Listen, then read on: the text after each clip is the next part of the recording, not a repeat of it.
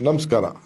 ಎಲ್ಲ ನಮ್ಮ ತುಂಗಭದ್ರಾ ಅಣೆಕಟ್ಟಿನ ರೈತರಿಗೆ, ಕರ್ನಾಟಕ ರಾಜ್ಯದ ಎಲ್ಲ ರೈತ ಬಂಧುಗಳಿಗೆ ಒಂದು ಸಂಭ್ರಮ ಆಚರಣೆಯ ಪವಿತ್ರವಾದಂತಹ ದಿನ. ಕಳೆದ ವರ್ಷ 19ನೇ ಗೇಟು ಹಾರ್ ಹೋದಾಗ ಕೇವಲ 6 ದಿನದಲ್ಲೇ ಮತ್ತೆ ಅಳವಡಿಸಿ ದಾಖಲೆಯನ್ನ ನಿರ್ಮಾಣವನ್ನ ಮಾಡಿದೆ. ಬೇಕಾದಷ್ಟು ಟೀಕೆಗಳನ್ನ ಎದುರಿಸಿದ್ದೇವೆ. ಅಂದು ಟೀಕೆಗಳು ಸಾಯ್ತವೆ, ಕೆಲಸಗಳು ಉಳಿತವೆ ಅನ್ನೋ ಒಂದು ಮಾತನ್ನ ತಮ್ಮ ಮುಂದೆ ಹೇಳಿದ್ದೆ. ಇವತ್ತು ಮತ್ತೆ ಎಲ್ಲ 33 ಗೇಟ್ಗಳನ್ನ ಈಗಾಗಲೇ ಮತ್ತೆ ಹೊಸ ಗೇಟ್ಗಳನ್ನ ಅಳವಡಿಸಿದ್ದೇವೆ.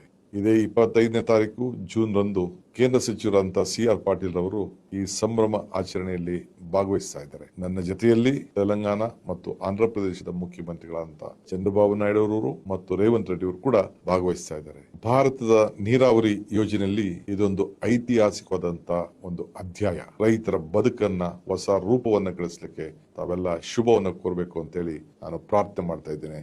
ನಮಸ್ಕಾರ.